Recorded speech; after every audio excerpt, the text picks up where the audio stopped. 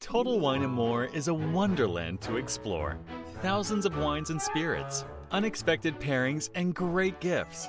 Low prices and helpful guides make the holidays magical at Total Wine & More. Drink responsibly. Be 21.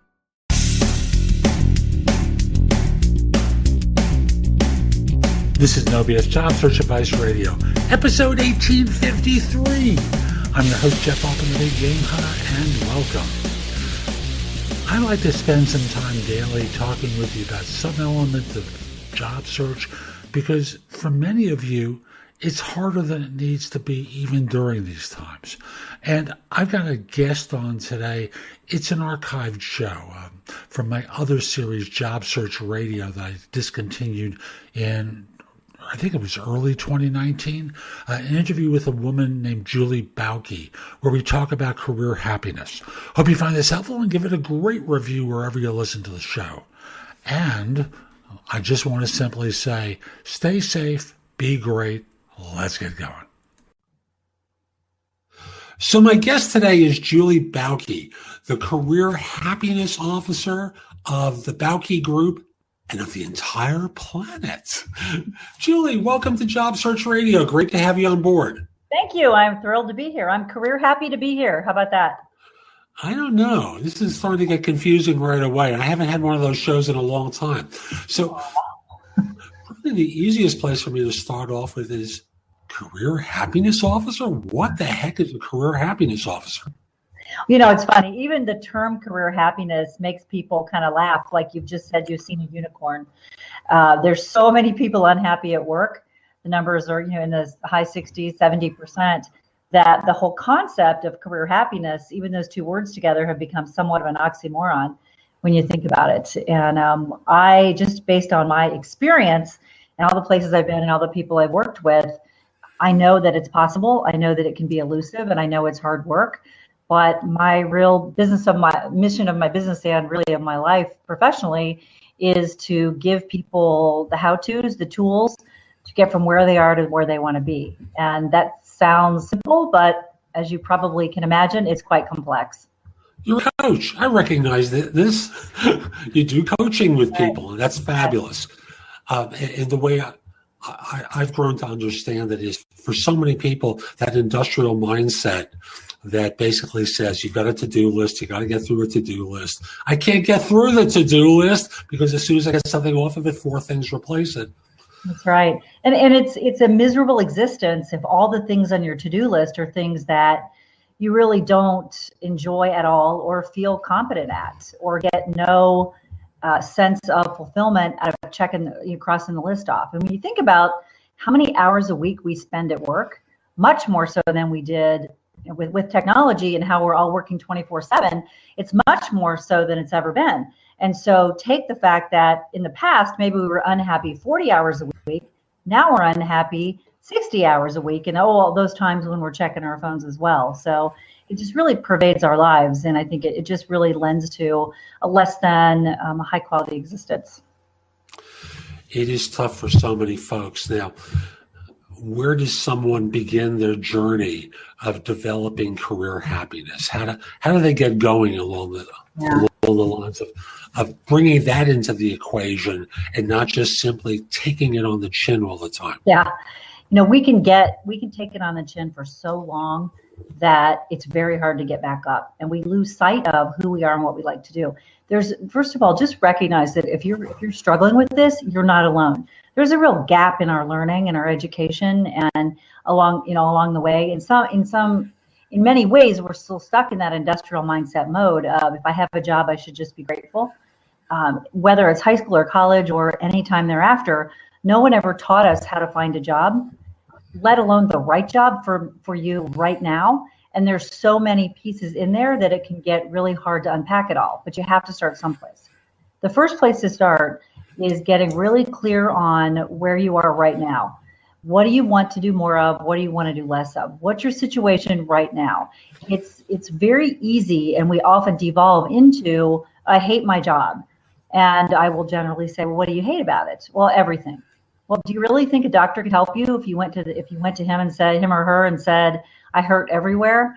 So you first have to figure out what's not working where you are. And there's a whole questioning process that goes through that. But part of that is also what brought you to where you are today. So like most things worthwhile, it starts with true introspection and asking yourself those hard questions so you can figure out where you went off the rails.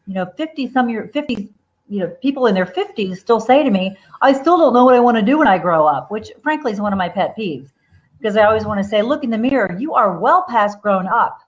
And the career fair is not coming. And so the first thing you have to do, it's all about introspection and self-awareness to start with. If it doesn't start there with a true understanding of who you are professionally and what you want and where you are in your life and what you want in the big picture, and those are really big questions, and I get that, you can't even hope to get any place good. So it has to start there.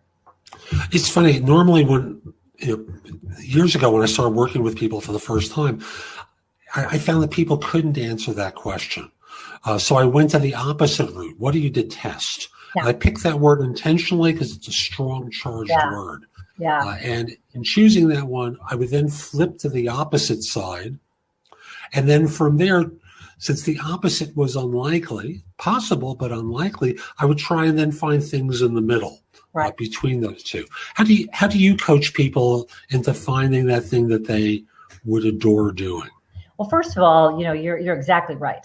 Most people can tell you what they don't like, but they can't tell you what they do like. But you're right. Knowing what you don't like is a starting point. And so once you figure out, we will say to people, think of a time when you were really happy in your job.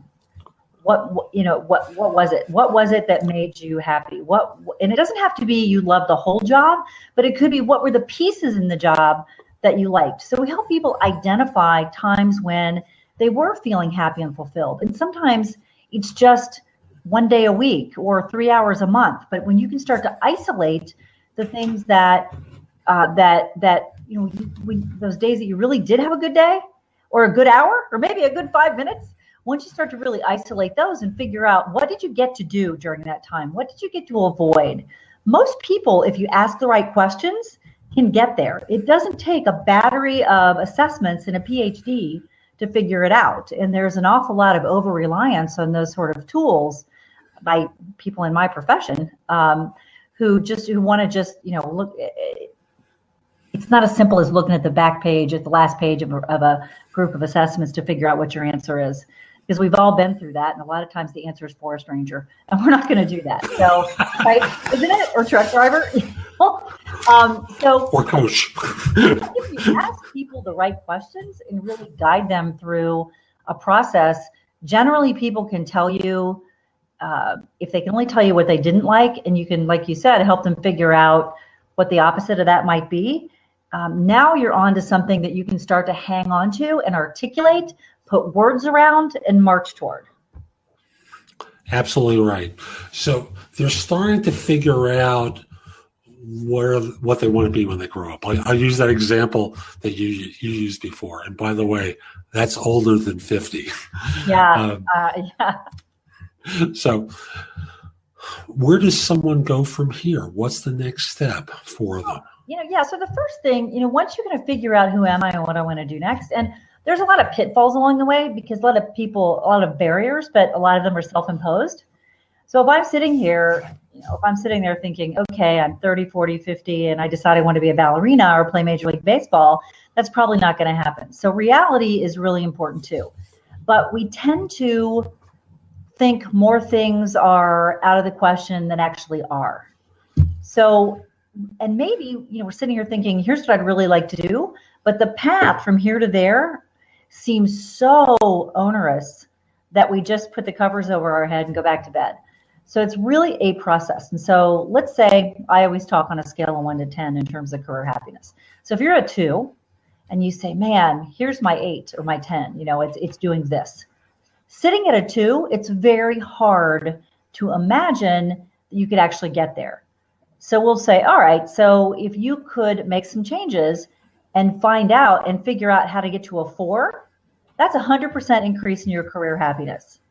Wouldn't that be worth something? And once you get to a 4, what if you could then move toward a 6? Now we're getting somewhere. So the task seems so huge that it's very easy to give up. And we are capable of much more than we think we are. So once you know what you want, you have to figure out, what does the market want? Because if you do something or want to do something that is not in demand in the market, or the market won't pay enough for you to make the living that you need to make, then that's probably, maybe it's not a no, but maybe it's just a not right now.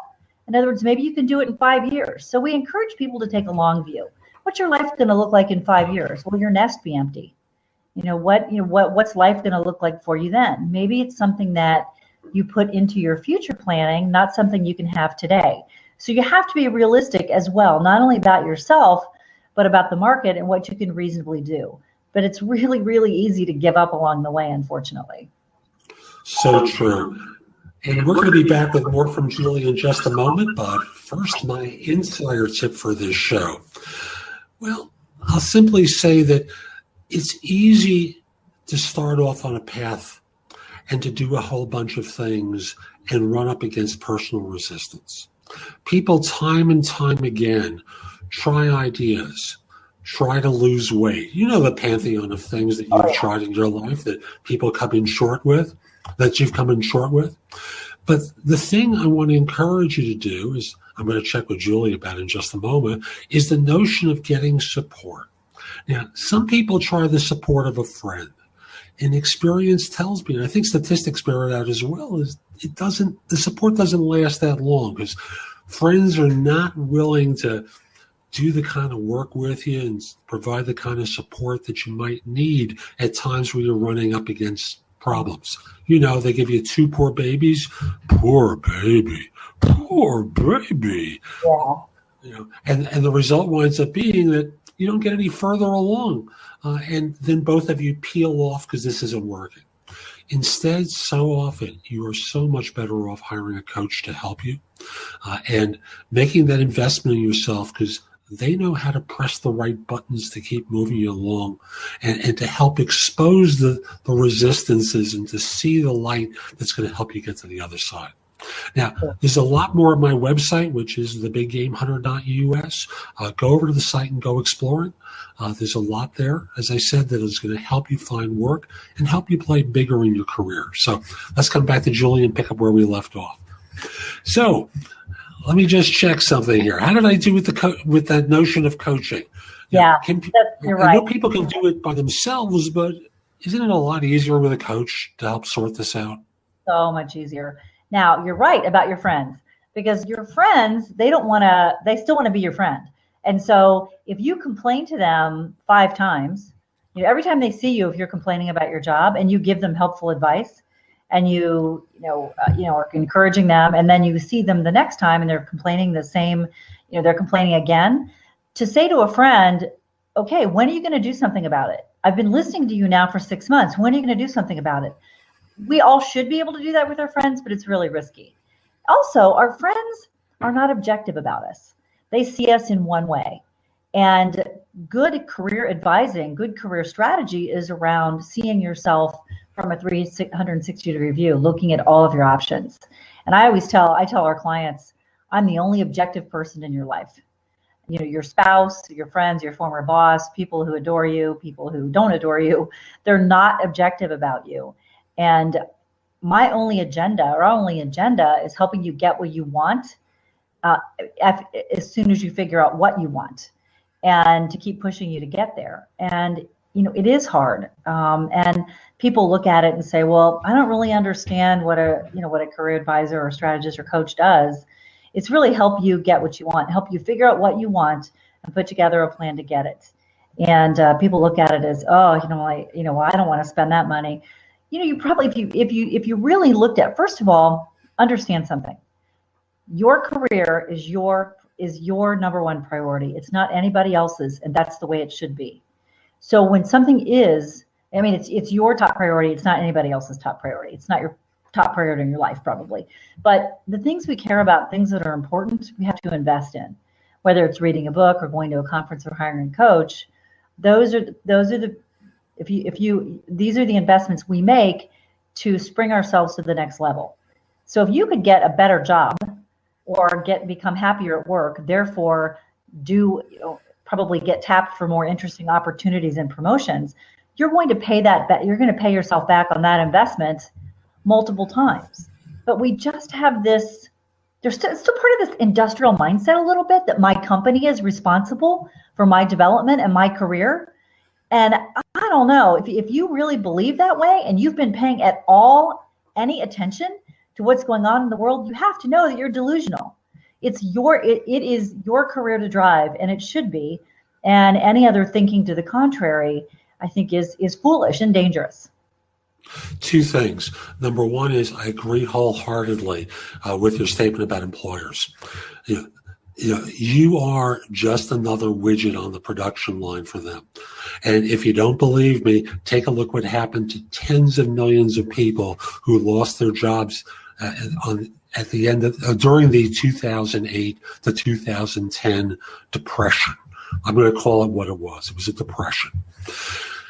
And, firms at this point expect you to pay for your own training and education. Yeah. You got to write the check. So that's point number one. And here's point number two.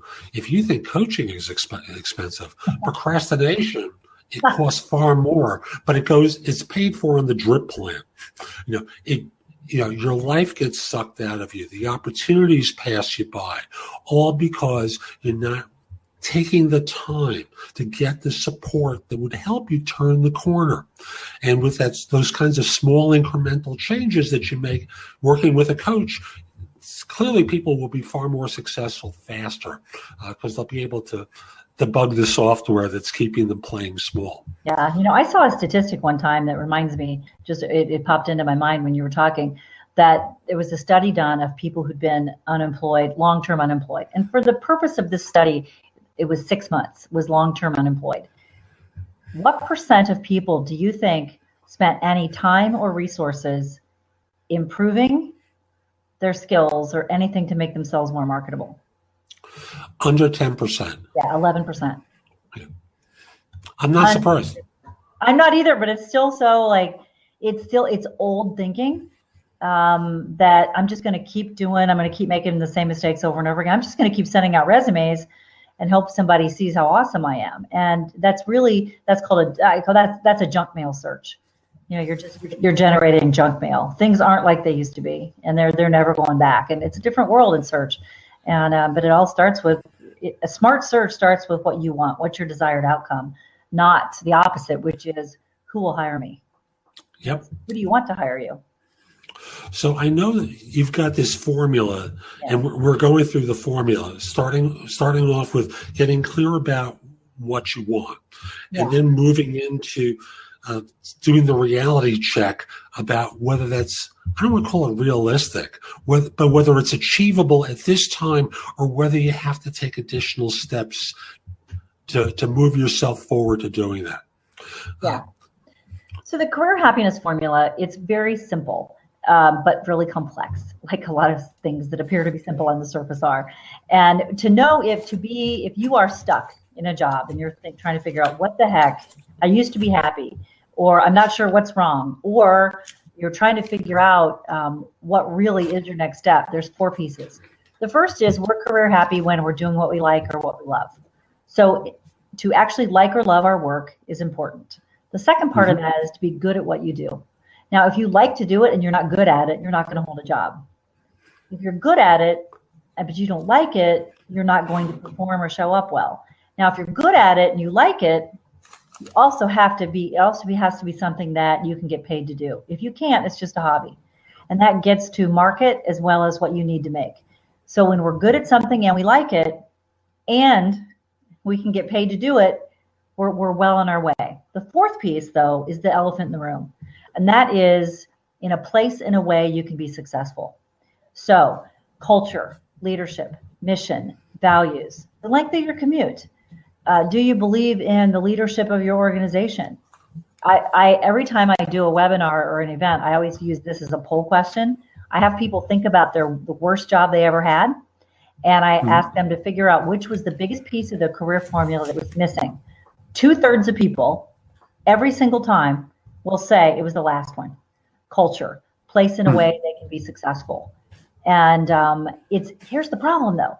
Keeping all 4 of those balls in the air in the middle of all the other balls in the air of your life you're trying to keep in the air, you can see why people give up. I had a client one time, and this, I mean, I will never forget. I talked to him on Friday. He was like a former client. He's like, man, he goes, I was going through a bunch of old notes and I found your career happiness formula. And I read it and I was like, yep, I got it all going on. He's like all proud of himself, everything's great. Monday comes in, finds out there's a new boss. They share the new boss's name. He says, holy cow, it's a guy that this guy had to fire from another company 2 years earlier. Yeah. So guess what? All of a sudden, his entire career happiness tumbled. And he figured as soon as the guy started, it became really clear that he remembered it very well too. And so he knew right then he needed to go find another job. So it can change so quickly. And sometimes it's because you change, and sometimes it's because your circumstances change. So you've got to get really clear on, you have to be vigilant. You have to ask yourself these questions. And then when there's something out of whack, don't blame yourself. Don't say, I just need to try harder. Maybe that is it, but don't put it all to that. Look at it and say, all right, what is it that's not working? Maybe it used to be working, but it's not working now. What can I reasonably change? What can I control? And how can I move forward instead of staying here and hoping for the best? Blame is so irrelevant in the formula, because at the end of the day, you can blame someone and be no happier. Right. You may be right, but you're not going to be any happier. And the question becomes, what are you going to do about it? What action steps can you take? Yeah. And as you described, in what you just said, for so many people, they're stuck in this bind where they have too much to do and not enough hours in the day, and they haven't figured out that small incremental change is the way to go. Now, if there's something that they can do daily for 20 minutes, a half hour, with the TV off at the end of their workday, they will have moved forward so much in the course of a week or 2 weeks. It will shock them tremendously. And you know what? And you're gonna start nodding when I say this, but when do we update our resume? When the crisis hits and it's time to look. That's statistically, that's what everyone does. Yeah, that's right. And so tell me, your resume is a marketing document that's supposed to position you as a person that other companies or organizations would want to hire. And so you're going to work on your marketing document on a day when you feel like crap, on a day when you've dropped the ball or something blew up or you got in a fight with the boss, so you realize you just can't take it anymore. That's the wrong mindset to do your resume in. And at the very least, let alone interview or build a network or any of those sort of things. So you've got to, was it Harvey McKay, dig your well before you're thirsty, patch your roof while the sun's still shining, pick whatever you want, but you have to, but we don't. And it's generally, we get slapped upside the head by losing our jobs once or twice before we recognize that we're not immune. I tell people, I say, hear me now and just believe this every day. Your company wants you until the day they don't. And you need to behave accordingly. And I don't care how smart you are. I don't care how many degrees you have. If your company decided they didn't want you around anymore, you would be gone. And so don't walk around thinking that you're all that and that your company is loyal to you, because they're not. So it doesn't mean that you have to always, be out interviewing for other jobs. But what it means is you have to advocate for yourself, and you have to ask yourself the hard questions as, is this working for me? What do I want a year from now, 2 years from now? Am I likely to get it from where I sit today? If not, how do I put together a plan to change so that I'm not surprised someday when someone calls me into human resources and hands me an empty cardboard box? And that's the stunner for so many people. These days, I've been in search for more than 40 years. And I remember when the resume was the marketing document, the end all marketing documents. And you had to pick the right kind of paper with the matching envelopes, on and on and on. And then it got destroyed by fax machines. And of course, there's no paper anymore with resumes. So now I think in terms of, for the person who isn't aggressively looking, I think of LinkedIn as the vehicle, of course. And minimally, the profile has to be up to date, every couple of months. And it has to be, SEO optimized and close enough to what your resume will display if you need to submit it for something, so that there's no incongruence between the two. Because I've had incidents where, I submit a resume to a client and they say, take a quick look at his LinkedIn profile. And I was so busy, I hadn't looked at it, and it describes something that's close, but the emphasis is on some other aspect of their background, and thus they turn off a potential hire. So, yes, absolutely. That's somebody who's trying to be all things to all people. You're only one people, so don't try to be everything to everybody. It drives me crazy, but you're right. LinkedIn is a game changer. Everybody is in the game at all times if you're on LinkedIn, and you should be. And don't just kind of be there. Don't have a picture of you and your kid, or you and a beer, or you and your dog, or you in a plunging neckline. I mean, be appropriate and professional, and your LinkedIn profile should have the look of someone that any company would be happy to put in front of their customers. But boy, oh boy, do people screw that up all day long. The person who gets ahead isn't always the smartest or work the hardest, although those are great qualities to have. People who get ahead remain alert to opportunity. Sometimes those are internal, more often than not, they're external.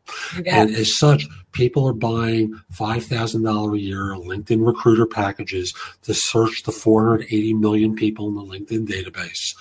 And they're reaching out to you for a job, and you make the mistake of saying, what an annoyance this is. This recruiter's reaching out to me about a job. Could they leave me alone? Hello? Yeah. Hello? But Jeff, don't you know that if they blow you off in 6 months, they're going to pull up that email you sent and reach out and be like, oh, hi. They're going to once they need something, they'll expect you to call them back. And so you have to build relationships before you need or want anything. To start a job search, I can't tell you how many people I've worked with over the years, executives who, I don't really have a network. I had one guy, this is probably 2 years ago, so it wasn't that long ago, guy in his late 40s says to me, I don't believe in LinkedIn. And I said, of course, I am known for my directness. I said to him, you know what? It's really not something you believe in or don't believe in.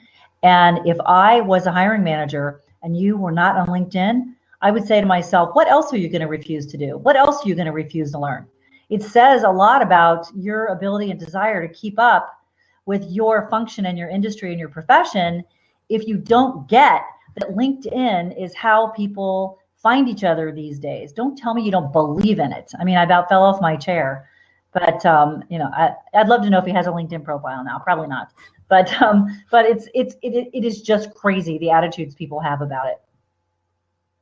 Someone just left a message. What's the number one rule for LinkedIn? I refuse to believe it will rain today, which I'll interpret as being, I don't believe anything bad can happen to me. Yeah. So absolutely. It happens all the time. What's so interesting is my son is 21. He's a senior in college. He already has a job, but the company he's working for, he's going to one city, and they called him, and he thought they were going to say, oh, we've moved your job to a different city.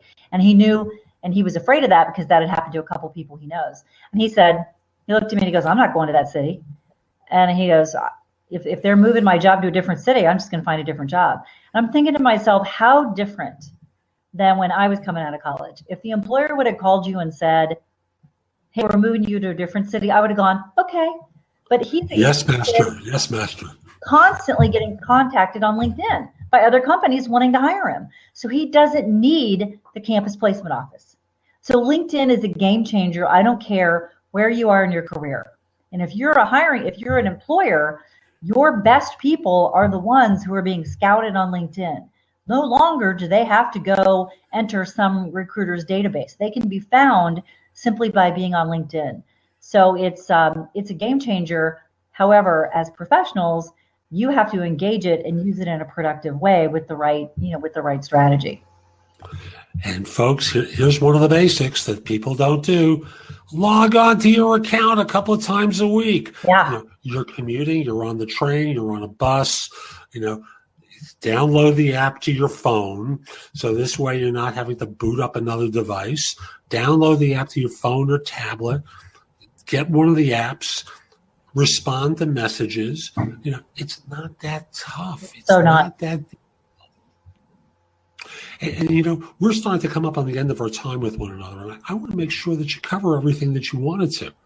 Yeah. It's been a great conversation, but what haven't I been skillful enough to ask you about so far?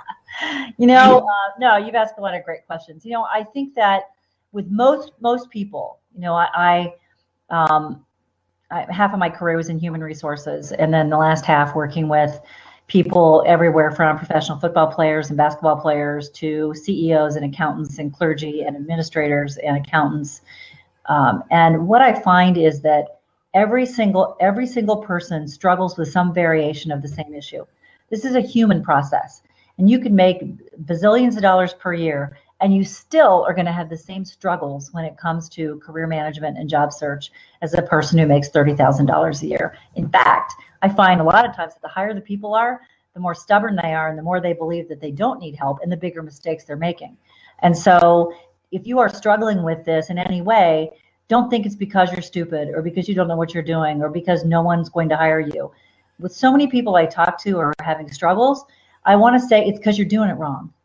And so know that you can have more than you probably think you can, but you've got to get clear and you've got to get a plan and you've got to take action, because the career fairy is not going to come sprinkle dust on you while you're sleeping tonight. The skill needed to find a job are different and complement the skills needed to do a job. Most people just act from the place of, I can do this. Yeah. I'm going to submit my resume, and they never learn how to write a resume, never do networking, have no idea how to interview well, do no research, on and on and on, mistakes that they make. It's ridiculous. And I wrote a book. I'm not sure if you mentioned that, but I wrote a book called Stop Peeing on Your Shoes, Avoiding the 7 Mistakes That Screw Up Your Job Search. And it's all about the things that, it's just like the 7 things that if people just wouldn't do those things or do those things better, they would be head and shoulders above 90% of the people in the job market. And so it's a very quick read with cartoons and stories, and it's very direct and very actionable. And usually people read it and go, whoa, I need new shoes. I've been peeing on those puppies for a long time. So that's another resource for people that's an option.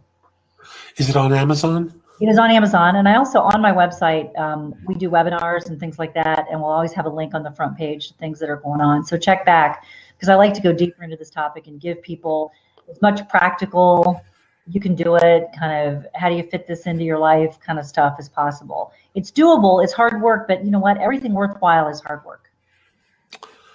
Duh. Yeah, that's right. And I'll have a link to the book on Amazon and to your website in the show notes to make it easy for folks.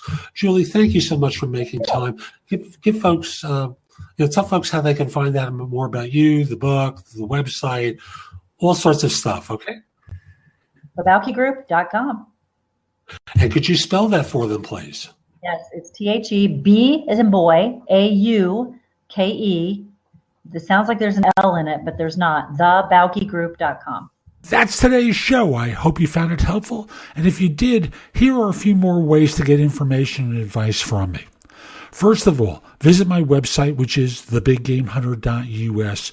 Go to the blog. There's a lot there to help you with your job search, hiring more effectively, managing and leading in workplace-related issues. In addition, if you're interested in my coaching you, there's a button there that says schedule. Schedule time for a free discovery call or schedule yourself in for coaching. Obviously, I'm going to charge for that, but I can help you with interview preparation, leadership coaching, salary negotiation advice, making a good decision between different offers, anything related to improving yourself in the workplace, I can coach you about. If you have questions for me, you can schedule 15 minutes with me at thebiggamehunter.us/live, or a less expensive way is at thebiggamehunter.us/video answers, where you leave a message for me and I'll respond with a 3 to 5 minute video. Connect with me on LinkedIn at linkedin.com/IN/thebiggamehunter. I can assure you your network will expand a lot by connecting with me. And finally, watch me on TV. Download the JobSearch TV app for Fire TV, Fire Stick, Apple TV, Roku, like 90 different manufacturers. I'll be back tomorrow with more, and in the meantime, I hope you have a terrific day. Be great!